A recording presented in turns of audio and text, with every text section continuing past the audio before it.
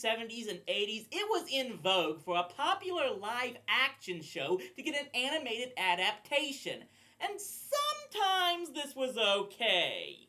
Despite its silliness, my heart still has a place for the Alf cartoon, and a lot of Star Trek fans consider that animated series to be in canon. But the Dukes of Hazzard cartoon was just ridiculous, and who the hell thought Gilligan needed to go into space or the Happy Days gang needed to travel through time? Which brings us to an animated adaptation of what is admittedly one of my guilty pleasures. Yeah, confession time, I love I Dream of Jeannie.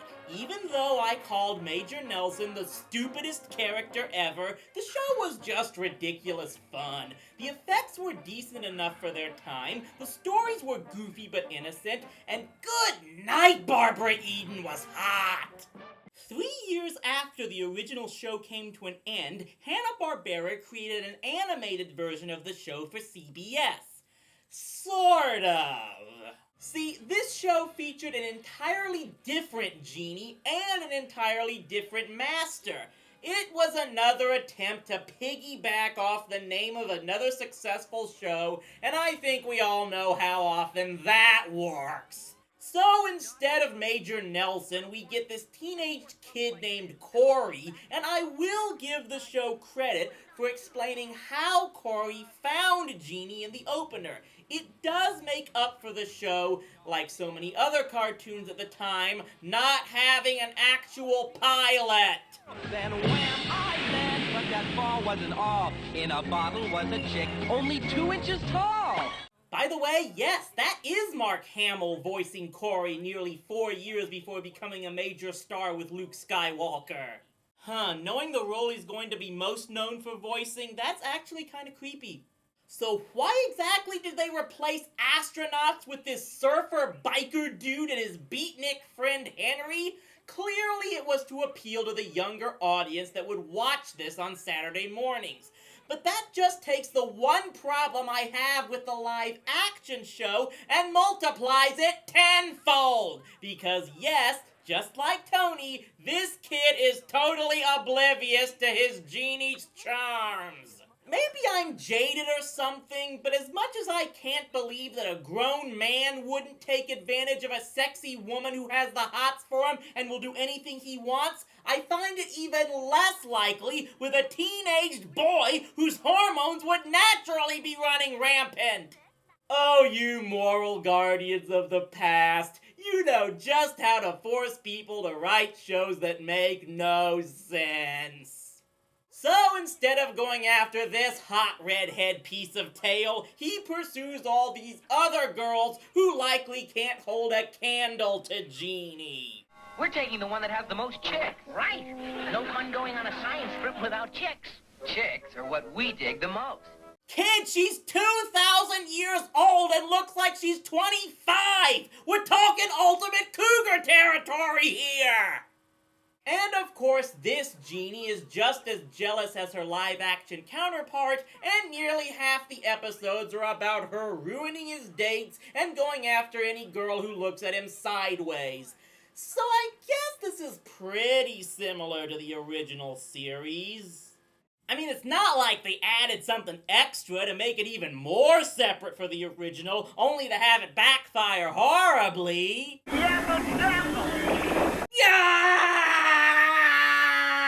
Yeah, meet Baboo, Jeannie's apprentice djinn. Imagine Robin Williams' character from Aladdin if he wasn't funny. If you do not mind, Baboo, I would feel safer if you were not hovering over me. Yes, great Heidi. Yapple-dapple. Really, what was up with Hanna-Barbera in the 70s and their obsession with stupid, annoying sidekicks? I've now covered 2 of them in as many cartoons, and both of these came out before they debuted the character that shall remain nameless. Baboo is absolutely the dumbest, most incompetent genie in the world. Just about every episode involves him being a threat to someone's well-being. Yapple-dapple. Vanish. Actually, if I remember correctly, wasn't there someone like that in the live-action series? Yeah, there was one episode that had a bumbling apprentice genie that the title character had to train, played naturally by Bob Denver. Great. The fire goes at the bottom. What, are all apprentice genies complete buffoons? Oh, Master, you have no idea. I was training this kid in Pompeii back in 79 AD. He got the wrong idea when he heard the Emperor wanted a big bang for his birthday party. It didn't end pretty.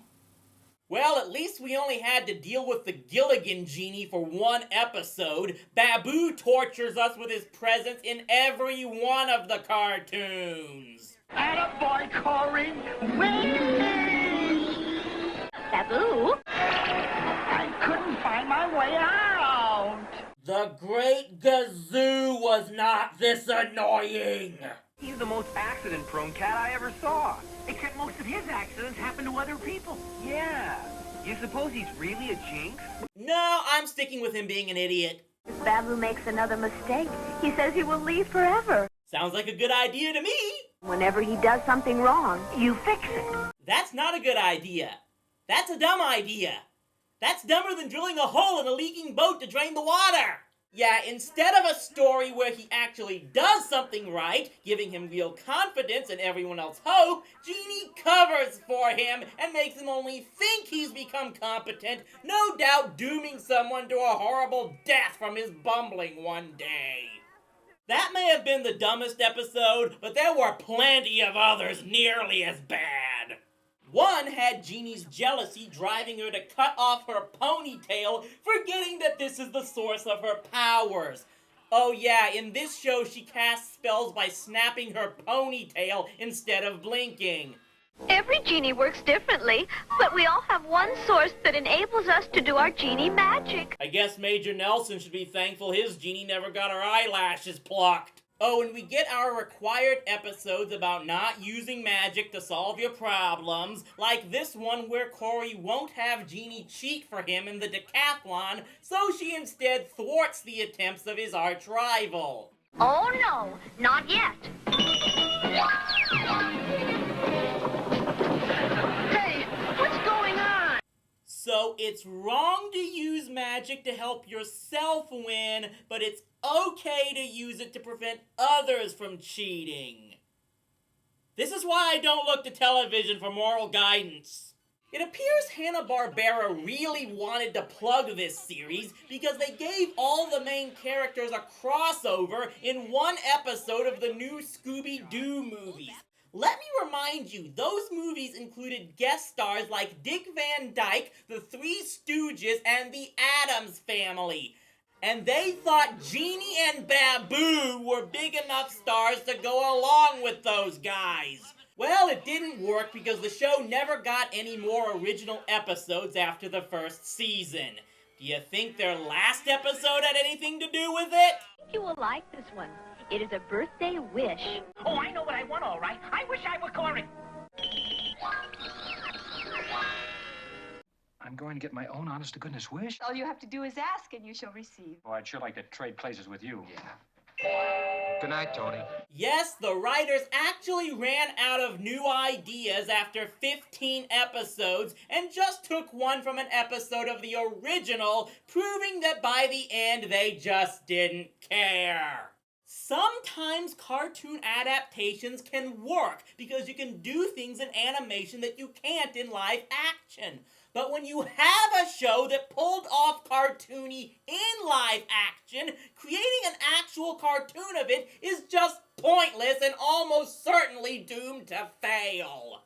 The animated Jeannie is just what you would expect when you try to kiddify a show that was originally designed to be the 60s version of Baywatch. What's worse is that Hannah couldn't use Jeannie in any other productions because Columbia actually owned the rights to her image, so the only character they could use was Baboo. Meanwhile, if you actually want to see this on TV today, well, good luck with that because Time Warner doesn't actually own the rights to this show. which fortunately means more available spots on the Boomerang Network for more of Hanna-Barbera's real classic cartoons. Stop! In the name of Fang-Face the Werewolf! See you next time on TV Trash.